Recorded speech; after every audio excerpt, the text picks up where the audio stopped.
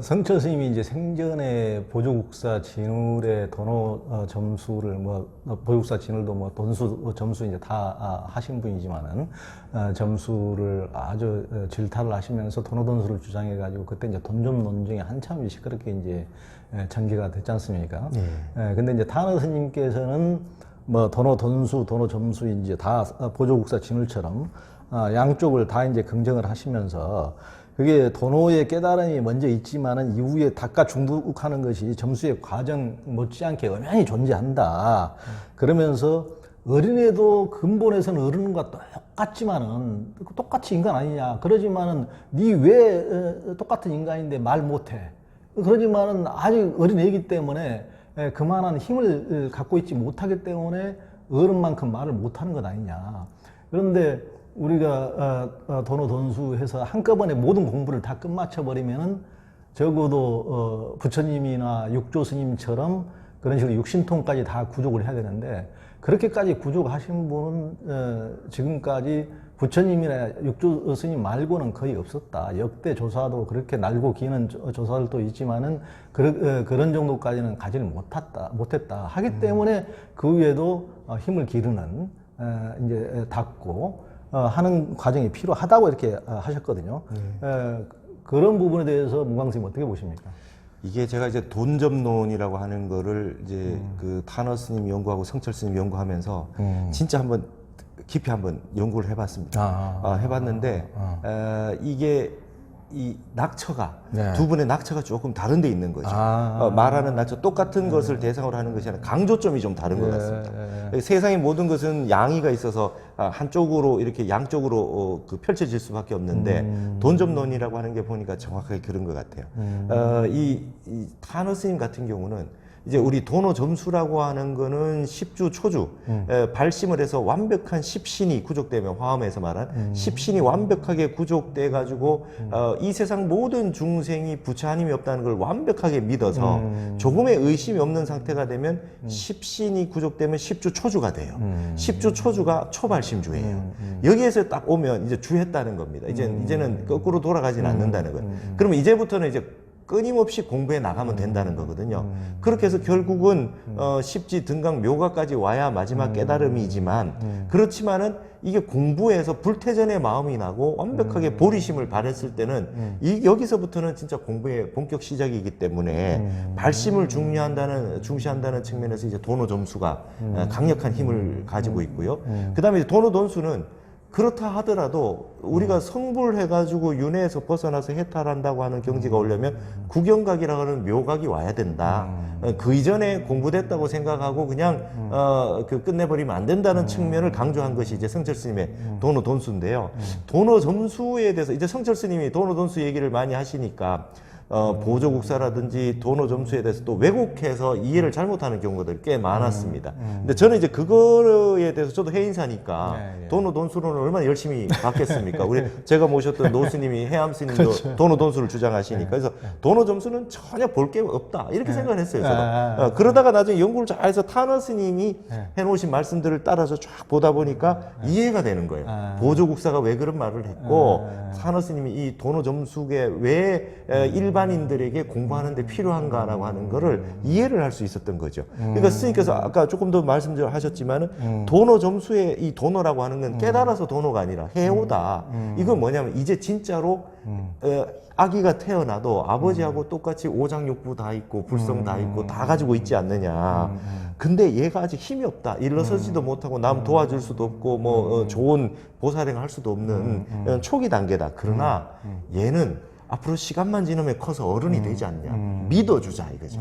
믿어줘서 발심을 시키자. 그러니까 사람이라고 하는 똑같은 사람이라는 측면에서는 같기 때문에 그런 측면에서 본각을 가지고 있기 때문에 인정해주고 발심을 해서 이 길로 들어오게 만들어주자라고 하는 것이고 구경각에 한다는 거는 공부를 하지만 끝까지 하지만 정말 많은 도인들이라 해도 전등록의 그 큰 도인들 중에서도 실제로 전등록에 보면 묘각에 도달했던 분은 사실 몇 분 안 된다. 마조 스님 제자 84인 중에 대기대용을 다 갖춘 분이 몇 분 되느냐. 위산 앙산 말씀하실 때 앙산 스님이 100장이 대기를 얻었고 황벽이 대용을 얻었고 나머지는 창도사 정도에 불과하다. 82인 제자가 나머지 제자는 도노돈수 됐다고 볼 수는 없는 거 아니냐. 이렇게 이제 타너 스님이 말씀하시는 거예요. 그러니까 전동력에 있는 도인이라 하더라도 그 구경각이 묘각에 있는 분들을 다 전동력에 열거한 거는 아니지 않느냐. 그런 측면에서 우리는 발심해서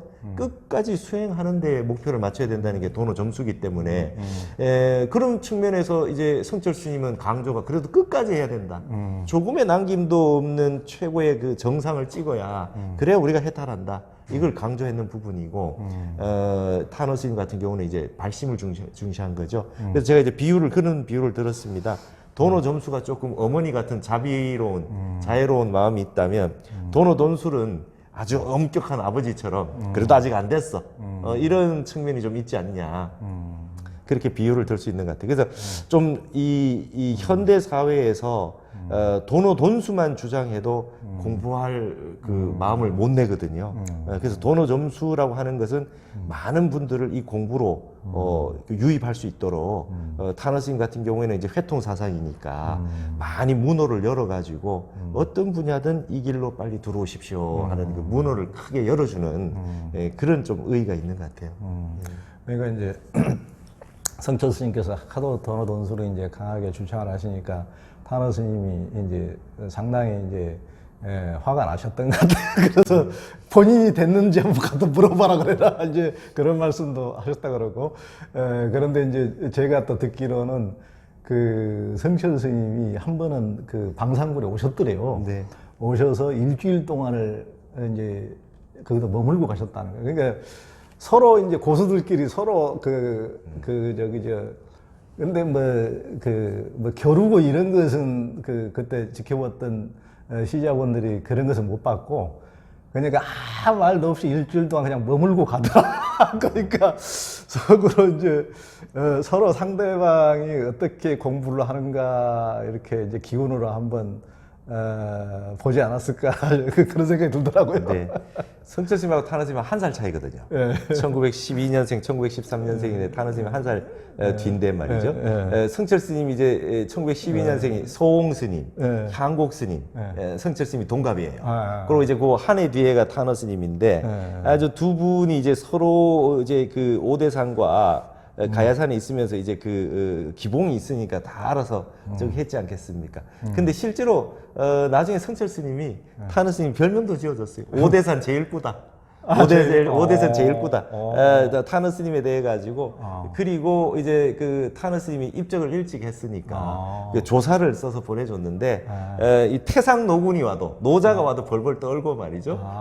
이제 이통현 장자가 와도 타너를 능가하겠나 뭐 이런 식의 그런 정도로 스님을 인정하는 부분이 있었던 것 같아요. 그러니까 서로가 서로를 이제 저기 아셨던 거죠. 그 이제 성철 스님이 도노돈수를 워낙 강하게 주장하시니까 타너 스님 도 이제 공개적으로 하시지는 않고 공부하는 제자들이 질문을 하니까 도노돈수 그거 쉽게 얘기할 거 아니야. 그거는 그거 누가 가볍게 내가 돈수 됐다 할 수 있겠나. 끝까지 공부를 해야지. 이런 측면으로 그렇게 말씀하셨다 그래요. 그래서 어떻게 보면 이런 부분에서 양대 이 어른들의 이런 게 있는 게 우리에게는 이제 불교사에서 굉장히 자산인 것 같아요. 이 논쟁이 중국에서는 이만큼의 논쟁이 없어요.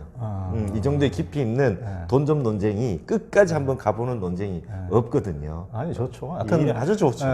저는 좋다고 하고 그 성철 스님도 보통 끈기 있게 한번 씨름을 하셨던 분이 아니기 때문에 그런 분들이 출세하셨다는 것이 한국 불교의 큰 복이고 크나큰 후학들에게 큰 뭐 자극제가 저는 이제 물론 됐다고 봅니다. 근데 이제 이렇게 쭉 보면 이제 스님께서 문광 스님께서도 성철 스님의 그 이름 철을 따서 뭐라 그랬죠? 철적가풍. 철적가풍이고 예. 타너 스님의 이걸 탄적가풍이라고 하셨는데 그걸 그냥 삶에서 봐도 딱 있긴 있는 것 같아요. 그러니까 이제 이게 그 성철 스님은 정말 이렇게 뭐 힘이 또 대단하신 분이고 그랬는데 이제 또 사소한 삶에서 보면은 그 제자들 상자를 줄 때도 우리 문광 스님도 명문대 나왔으니까 그러지만은 꼭 상자를 또 명문대 출신들만 두고 저는 이제 그런 것은 솔직히 마음에 안 들더라고요. 네. 타너 스님은 그런 부분에서는 굉장히 궁량이 넓고 네. 그것은 그 겉모습이 아니고 진짜 이놈이 공부할 놈인지 아는 공부만 한다면 엄청나게 밀어주고 예. 그게 이제 겉모습하고는 전혀 상관없이 그런 것은 굉장히 이제 남다른 게 또 있었던 것 같고 이렇게 이렇게 높은 에베레스트 같은 성철 스님이 그런 게 있었다면은 타너 스님이 이렇게 넓게 궁량으로 이렇게 끼얹는 그리고 이제 그 물론 그러니까 스님들이 한번 또 스님들에 들어가면 얼마나 그 승가와 제가 큰 차별을 두지 않습니까? 당연히 어느 집단이고 그렇게 될 수밖에 없는 것인데 근데 어찌 됐든 그래도 뭐 지육선사든가 많은 그게 있지만은 그 청량선사든가 그런 화음학도 수많은 높은 봉우리들이 있지만은 그 중에서 그 제가자인 이통현 장자의 그분의 것을 가장 높게 치면서 자기의 거쳐도 방상구리라고 이통현 장자의 호를 따서 방상구리라고 하시고 공부하면서도 이분은 그 공양주 보살들까지 다 들어라. 그리고 니들 다 점심 해주지 말고 참만 먹어라 하고 공양주 보살까지 남 또 스님하고 제가자 차이뿐만 아니고 또 얼마나 또 그런 여성 차별이 또 심했지 않습니까? 그런 면에서 그 타너 스님의 궁량이라는 것이 굉장히 컸던 것 같아요. 그런 것 같아요. 그 지금 이제 그 해거 스님이 금강경 강송대회에서 이제 올해가 10년째 저기에서 금강경 외우라고 했는데 그게 타너 스님한테 배우신 거거든요. 이랬답니다. 행자로 처음 왔는데 행자는 일을 해야 될 거 아닙니까? 근데 행자한테 금강경 외우라고 공부시켰다는 거예요. 그러니까 그래서 해거 스님이 금강경을 행자 때 외운 거랍니다. 그러니까 그때 당시에 뭐 남녀 노소 승속 그걸 떠나서도 스님 안에서도 공부한다는 사람들에 대해 가지고 얼마나 배려를 많이 하셨는지. 그래서 이제 스님께서는 이제 그 공자가 말했던 유교 무류 가르치는 데 있어서는 류를 따로 두지 않는다. 그러니까 신분이나 그런 거에 상관없이 제자를 다 받아들였잖아요. 공자도. 그리고 부처님도 그 저기 다 그렇게 하셨지 않습니까? 그것처럼 공부하겠다는 생각만 있으면 누구든지 다 받아들여가지고 어떤 형태로든 공부를 시켰다. 그러니까 이제 스님 같은 경우는 이제 제자 받으실 때도 타너 스님 그러셨던 것 같아요. 공부하겠다는 생각이 있어가지고 하겠다 그러면 끝까지 이제 그 밀어주시고 우리는 잘해서 공부를 잘하는 게 아니고 못하더라도 내 이 업을 드러내 놓고 이제 이 잘하는 길을 가기 위해서 한 걸음이라도 더 나가는 게 수행이지 잘하는 사람만 수행자는 아니니까 이렇게 노력하는 측면으로 하자는 걸 강조했기 때문에 굉장히 이제 교육자적인 그 입장에서 봤을 땐 참 타너 스님이 멋있는 분이었던 것 같아요. 멋있던 것 같아요. 타너 스님의 교육이라는 게 본인이 몸소 보여준 교육 철학이 저는 삶에서 보여준 게 최고라고 보는데요. 그러니까 타너 스님, 우리가 보기에는 타너 스님 같은 근세의 대천재가 없는데 이렇게 많은 분야에 박학다식하고 다 무불 통제해버렸으니까 저런 천재가 어떻게 있을 수가 있느냐 하지만은 본인은 자기가 둔재라 그랬어요. 둔재. 나 같은 둔재도 노력하면 이렇게 되지 않느냐. 그러니까 저 같은 둔재한테도 희망을 많이 주더라고요. 그러니까 스님께서 그런 것 같아요. 일단 노력하는 사람이 천재가 된다. 노력하는 사람이 천재는 노력하는 사람은 못 당한다. 정진력이라고 하는 게 한번 발동이 걸리면 제주로는 쫓아갈 수 없다. 이제 이게 스님의 이제 그게 진짜 도노 점수론이거든요. 발심 한번 해서 발동 걸리면 걔를 못 당한다. 이거니까 이 스님의 어떤 그 교육관이라고 하는 것이 사람을 바꿔주는 것 같아요. 그 잘할 수 있는 사람을 더 잘하게 하는 게 아니라 제가 될까? 저 사람이 공부할 수 있을까? 이런 사람을 발심을 시켜가지고 깜짝 놀라게 바꿔주는 힘이라고 할까요? 그런 힘이 있으셨던 것 같아요. 그렇죠. 그리고 이제 그 타너 스님은 유불선 3교가 다 이제 근본 자리는 같지만은 거기를 이제 깨달아 들어가는 것은 그 불교 외에는 다른 것은 별로 체계가 없는 것이 좀 문제다. 방법이 없는 것이 이제 좀 문제다. 이렇게 말씀하셨는데 실은 이제 꼭 불교만 이렇게 즉각 깨닫는 돈법이 있는 것이 아니고 노장자나 유교에도 다 있다고 말씀하셨죠? 예. 이 그 율곡이 금강산에서 이제 스님 1년 하고 나서 내려와가지고 퇴계를 만났거든요.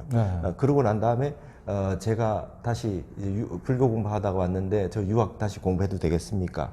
그다음에 제가 그럼 과거를 보면서 도학까지 겸해서 할 수 있겠습니까? 그러니까 퇴계가 내가 널 보니까 너는 다 할 수 있겠다. 공부 다 할 수 있겠다. 그러면서 너는 벌써 공부 다 끝난 것 같다. 아는 건 다 안다.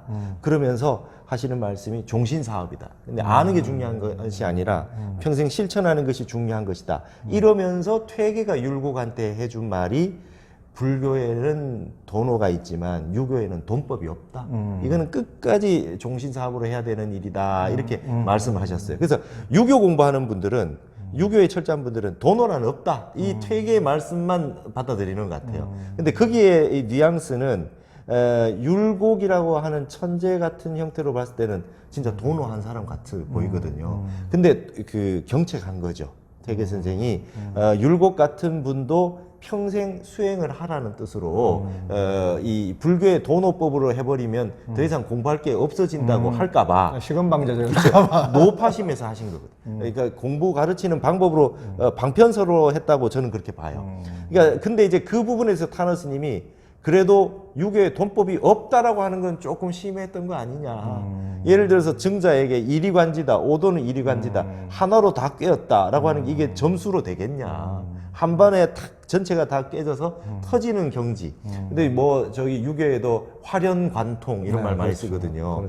그런 것이 조금씩 알다가도 나중에 한번 터지는 경지가 있는 거 아니냐 이렇게 말씀하셨고, 아내에게 극기복례가 인이다. 인에 대해서 물어보는 사람이 다양한데 뭐 애인이다, 사람 사랑하는 거다, 그다음에 부모님 뜻 안 어기는 게 인이다. 이 사람에 맞춰서 설명을 해주다가도 아내에게만은 극기복례다. 나를 극복해서 얘를 회복하는 거다. 이건데 스님은 이 말을 좀 더 확장해서 설명하시더라고요. 극기라고 하는 건 나를 회복한다, 나를 이긴다는 게 나의 망상을 이기는 거다. 그다음에 복례라고 하는 게 예라고 하는 건 인이 예지 많은 것 중에 예가 아니라 생각이 끊어진 선악 시비가 끊어진 절도에 딱 들어맞는 걸 예라고 한다. 그래서 천도를 회복하는 거다. 이렇게 보는 거죠. 이 얘기를 최고의 제자인 아내한테 해준 거는 이것이 나를 극복하는 것이 어떻게 단순한 점수법으로 되겠냐. 이거는 완벽한 깨달음이라고 하는 형태의 돈법이라고 하는 그런 부분을 보여준 것이다. 이렇게 얘기했는데요. 이 내용은 제가 딴 데 본 적이 없어요. 유교에도 돈법이 있다. 이리관지와 극기복례는 이건 돈법이다. 이거에 대해서 세상 사람들이 너무 모르고 있다. 이 얘기는 저도 유교 유학사를 다 봤는데 이 얘기하는 분을 찾아볼 수 없었어요. 깜짝 놀랐습니다. 이런 게 아주 스님의 중국이나 일본에서도 찾아보기 힘든 한국의 독창적인 유학 해석이 아닌가. 그렇죠. 이렇게 생각이 들어요. 네. 그리고 이제 명자에도 구방심이 있지 않습니까? 네. 그러니까 사람들이 개나 닭을 잊어버리면 다 찾으러 다니고 그러는데 왜 지 본마음을 잊어버리고는 찾으러 다닐 줄 모르는가, 이런 이제 그것도 이제 같이 이제 비유에 들어가시죠. 그렇죠. 이게 구방심, 학문지도는 무타다, 구기방심이라 이렇게 학문의 길은 딴 게 없다. 놓아버린 마음을 구하면 된다. 맹자가 이렇게 얘기했는데 이제 타너 스님 그러는 거죠. 놓아버린 마음을 어떻게 찾을 것이냐라고 하는 구체적인 방법론이 유교는 좀 부족하다. 우리 불교는 말이죠. 그 화엄의 계위라든지 수행이라든지 그 입도의 방편들, 어떻게 공부를 해서 어떻게 나아가서 어떤 수련을 해서 어떻게 무심으로 가서 방심을 구해낼 건가라고 하는 게 자세하게 있다. 그런 부분에서 이제 불교가 아주 멋있는 그 학문의 세계를, 수행의 세계를 펼쳐놨다. 그러면 맹자나 공자는 몰라서 안 했느냐? 그게 아니고 제자가 더 이상 질문을 안 해서 안 해준 거라고요. 이 질문 안 한 거에 대해서 대답을 잘 안 하신 분들이라 노니까 그러면 어떻게 마음을 방심을 구해야 됩니까? 이렇게 물어보면 그렇죠. 대답했을 거다는 거예요. 그리고 이거 이제 그 정자가 주일무적지위경이다. 네, 주일무적이라고 하는 말은 마음을 하나에 모아가지고 마음이 돌아다니지 않게 하는 게 공경할 경자다. 그 경이 이제 우리 불교로 말하면 선이거든요. 퇴계가 제일 중요시했던 게 경공부거든요. 근데 이게 그 선하고 같다. 그 정자의 말씀이 그 공이 9년 동안 취수해가지고 천하를 평천하했던 운임금의 취수보다 못지않다. 그 말씀 하나 꺼낸 게 주일무적이라는 말이 그렇게 위대하다. 그러나 거기에 대한 자세한 주석이 없고 어떻게 주일무족해야 되는가 하는 방법이 없다. 근데 이것이 유교라고 하는 거는 세상 모든 어린아이부터 그 사는 사람들 전체를 대상으로 하는 말이기 때문에 거기에 대해서 계속해서 추구해서 질문을 하고 했다면은 더 얘기가 나왔을 텐데 그런 부분에 있어서는 이제 체계가 조금 부족한 건 사실이다. 이렇게 얘기하죠. 그러니까 유교는 그런 게 부족해서 안 돼. 수준이 낮아. 이렇게 하지 않고 질문을 안 해가지고 더 질문을 안 했기 때문에 이분들이 말을 못 해준 거다. 이렇게 스님은 또 봐주시더라고요. 예, 예. 그리고 그 태계와 이제 이의에 대해서도 이제 그 타나 스님께서 이렇게 평가하신 부분이 있지 않습니까? 그러니까 자기가 젊었을 때는 그 율곡 이의에 아주 명짐하고 명쾌한 것에 끌렸는데 나중에 이제 좀 더 나이가 들어서 더 깊숙이 이렇게 보니까 하여튼 퇴계의 이런 그런 깊이를 무시할 수 없더라. 그랬는데 우리 문광 스님은 이제 부친께서 퇴계학을 하셨기 때문에 상당히 기분 좋은 평가일 것 같은데. 저도 이제 그게 이제 그 타너 스님 공부를 하면서 예전에 봤던 유학, 조선 유학사 이런 부분에 대해서 좀 견해를 좀 이제 이해를 할 수 있게 된 거였어요. 그러니까 이제 우리가 지금 모든 그 유교 체계 현토는 퇴계 현토를 보고 있거든요. 퇴계 현토가 이제 그 결정이 돼 있습니다. 근데 이 퇴계 현토를 보면 뭔가 좀 문제가 있어 보인다는 느낌 있는 게 꽤 많습니다. 그러니까 뭐 경물치지라든지 물이 교콤해, 물의 교콤해 해가지고 논쟁도 있고요. 여러 가지 논쟁들이 있는데 타너 스님 그래요. 나도 어렸을 때는 퇴계 스님 현토 다 바꾸고 싶었다는 거예요. 나 다 바꾸고 싶었다. 그리고 율곡 얘기가 딱 들어맞다. 아주 그냥 처음에 딱 들어서 공부하면 율곡 얘기가 아주 그 말하자면 천재적인 어떤 그런 명쾌함이 있거든요. 근데 퇴계는 약간 애매한 듯 하면서도 근데 이게 뭐지 싶고 이런 부분이 있는데 타너 스님이 그러시더라고요. 어린 마음으로 자꾸 퇴계 선생 하신 말씀 고치려 하지 말고 이분이 이 얘기 왜 했을까? 자꾸 연역해서 깊이 있게 있는 부분을 공부를 해서 그 퇴계 선생의 뜻을 한번 추적해서 쫓아가 봐라. 그러면 이유가 나온다. 그러면서 시작은 율곡으로 하되 마무리는 퇴계로 이제 그 회통쳐서 가면 좋다. 그러면서 저는 이제 깜짝 놀란 게 이통현 장자의 통현론하고 청량국사의 소초를 여기에 비교해요. 이통현 장자는 종지가 확 들어 있기 때문에 처음 공부하는 분은 이통현 장자 걸 봐야 된대요. 이게 율곡과하고 같다는 거예요. 근데 청량국사의 형태를 보면 굉장히 복잡해 보인다는 거예요. 내용이 복잡한데 이게 마치 퇴계 것 같다는 거예요. 그래서 첫 길로 들어갈 때는 화엄도 통현론으로 들어가서 디테일한 부분으로 가서 아주 복잡한 부분을 공부할 때는 청량소초를 보게 된다. 그래서 처음엔 율곡으로 들어가지만 퇴계의 마지막 끝 공부를 하다 보면 유학이다 해결이 되듯이 이제 화엄도 그렇게 보면 된다. 그러면서 청량과 퇴계, 율곡과 통현 이렇게 유비를 하는 게 나와요. 이것도 유교나 불교의 어떤 그 학술의 그 선대에 학자도 한 얘기가 한 적이 없는 것 같습니다. 아주 멋진 비유인 것 같아요. 그러네요.